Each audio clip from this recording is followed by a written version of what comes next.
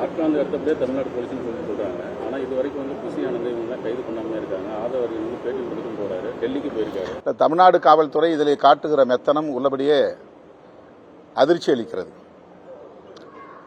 இதில் விஜய் மீது ஏன் வழக்கு பதிவு செய்யவில்லை? புசி ஆனந்த் மீது வழக்கு பதிவு செய்வதற்கு என்ன முகாந்திரம் இருக்கிறதோ அந்த முகாந்திரம் விஜய்க்கு இல்லையா?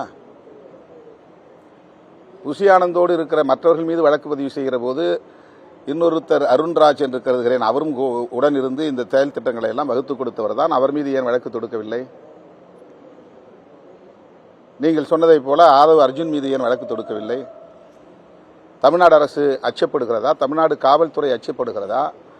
அல்லது வலுத்தவர்கள் மீது வழக்கு போடுவதில்லை, இளைத்தவர்கள் மீது தான் வழக்கு போடுவது என்கிற நடைமுறையை கையாளுகிறதா?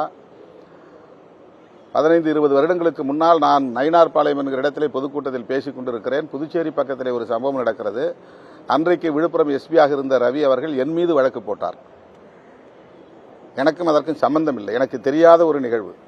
கட்சிக்காரர்கள் ஏதோ ஒரு சம்பவத்தில் ஈடுபடுகிறார்கள் என்றவுடன் சம்பந்தமே இல்லாத என் மீது வழக்கு, இப்படி பல வழக்குகள் என் மீது எந்த தொடர்பும் இல்லாத நிலையிலே போடப்பட்டிருக்கிறது. காவல்துறையின் இந்த அணுகுமுறை ஏற்புடையதல்ல. எதற்காக அச்சப்படுகிறார்கள்? யாருக்காக அச்சப்படுகிறார்கள்? எல்லோரும் சமம் என்று பார்க்கிற போது அந்த கட்சியிலே சம்பந்தப்பட்டவர்கள், இதற்கு காரணமானவர்கள் அல்லது அலட்சியமாக இருந்தவர்கள், இந்த உயிரிழப்புக்கு காரணமான நிலைப்பாடுகளை எடுத்தவர்கள், காலதாமதம் செய்தவர்கள், வேண்டுமென்றே காலதாமதம் செய்தவர்கள் என்கிற வரிசையிலே நடிகர் விஜயும் தானே வருகிறார். அவர் மீது வழக்கு தொடுப்பதற்கு தமிழ்நாடு அரசுக்கு என்ன தயக்கம், என்ன அச்சம்? இந்த அணுகுமுறை ஏற்புடையதல்ல. விஜய் வந்து பாஜக தான் இயக்குதுங்கிற மாதிரியான குற்றச்சாட்டு வைக்கிறீங்க. ஆனால் அவர் தொடர்ந்து பேசும்போது நேரடியான கூட்டணியில் அதிமுகவும் மறைமுக சரி, கொள்கை எதிரின்னு சொன்ன பிறகு எதுக்கு பாஜக வந்து அவருக்கு முட்டு கொடுக்குறாங்க? ஏன் தாங்கி பிடிக்கிறாங்க? விஜய் வந்து என்னுடைய கொள்கை எதிரி பாஜகன்னு அறிவிச்சிட்டாரு. இப்ப நான் என்னுடைய கொள்கை எதிரி பாஜகன்னு அறிவிக்கிறேன். எனக்கு வந்து அவங்க ஆதரவு தெரிவிப்பாங்களா? எனக்கு பிரச்சனை வருகிற போது பாஜக வந்து எனக்கு ஆதரவை அறிக்கை கொடுப்பாங்களா? அவர் எதிரின்னு அறிவிச்சிட்டாரு. எதிரின்னு அறிவிச்ச பிறகு உனக்கு என்ன வேலைங்க? பாஜக ஏன் அங்க ஓடி வந்து நிக்கிறாங்க? எதுக்காக முட்டு கொடுக்குறாங்க? என்ன எதிரின்னு நீ சொல்லு, அவங்க சொல்லி கொடுத்தாங்க சொல்றாரு அவர். நீ கொள்கை எதிரின்னு என்ன சொல்லிக்கோ. உன்னுடைய முதல் எதிரி திமுக, அது தேர்தல் அரசியல் எதிரி.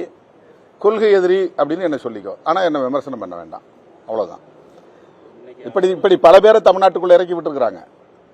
இது பாஜகவுடைய சூது சூழ்ச்சி.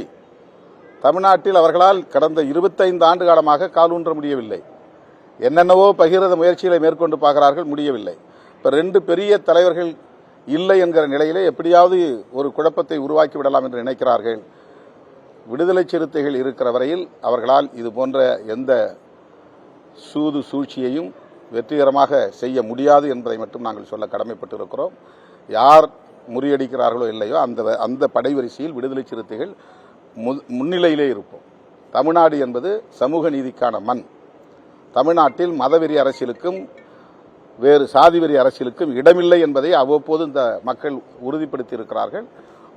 வருங்காலத்திலும் அதை உறுதிப்படுத்துவார்கள். இப்ப இந்த சம்பவத்தில் விஜய் யார் அப்படிங்கிறது வெளுத்து போச்சு, சாயம் வெளுத்து போச்சு. அவர் யாருங்கிறது எல்லாருக்கும் தெரிஞ்சு போச்சு.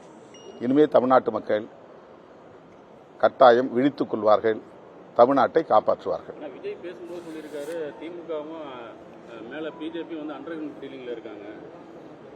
அதாங்க இதெல்லாம் அவருக்கு சொல்லிக் கொடுக்கறது தாங்க. இது இப்படிதான் பேசணும்னு சொல்லிக் கொடுக்குறாங்க. அவருக்கு டியூட்டர் பண்றாங்க. அவருக்கு வந்து எடுத்து இது மாதிரி பேசுன்னு சொல்லி கொடுக்குறாங்க. அவர் வந்து சுயமா சிந்திச்சார்னா நிச்சயமா இந்த மாதிரியான தவறுகளை, பிழைகளை அவர் செய்ய மாட்டார்னு நான் நினைக்கிறேன், நம்புறேன். அவர் சுயமா சிந்திக்கல, சுயமா திட்டமிடல, சுயமா எந்த செயல் திட்டத்தையும் வர இருக்கல. அவரை சுற்றி இருக்கிற கும்பல் அத்தனை பேரும் RSS பாசறையில் பயிற்சி பெற்றவர்கள். நிர்மல்குமார் யாரு? பிஜேபியில இருந்து இங்க ஏன் வந்தாரு? பிஜேபிக்கும் அவருக்கு என்ன பகை? அந்த கட்சி விட்டு வெளியே வந்ததற்காக அவர் ஏதாவது ஒரு காரணம் சொன்னாரா? அது ஒரு மதவாத கட்சி, அதனால அந்த கட்சியில் என்னால இருக்க முடியல, நான் இந்த கட்சிக்கு வரேன் அப்படின்னு ஏதாவது காரணம் சொன்னாரா? அருண்ராஜ்ங்கிறவர் யாரு? ஒரு IRS அதிகாரியா இருந்தவர். எதுக்காக ரிசைன்மெண்ட் வெளியே வரணும்? என்ன அப்பேற்பட்ட ஒரு தேவை அவருக்கு இருந்துச்சு? இதெல்லாம் திட்டமிட்டு இறக்குறாங்க. ரஜினி கட்சி ஆரம்பிப்பார் அப்படின்னு சொன்ன உடனேயே அர்ஜுன் மூர்த்தின்னு நினைக்கிறேன், அவர் பிஜேபிக்காரர், அவர் அனுப்பிச்சாங்க. ரஜினியை வந்து கட்சி ஆரம்பிக்க சொல்லி நெருக்கடி கொடுத்தது RSS தான், நெருக்கடி கொடுத்தது பிஜேபி தான்.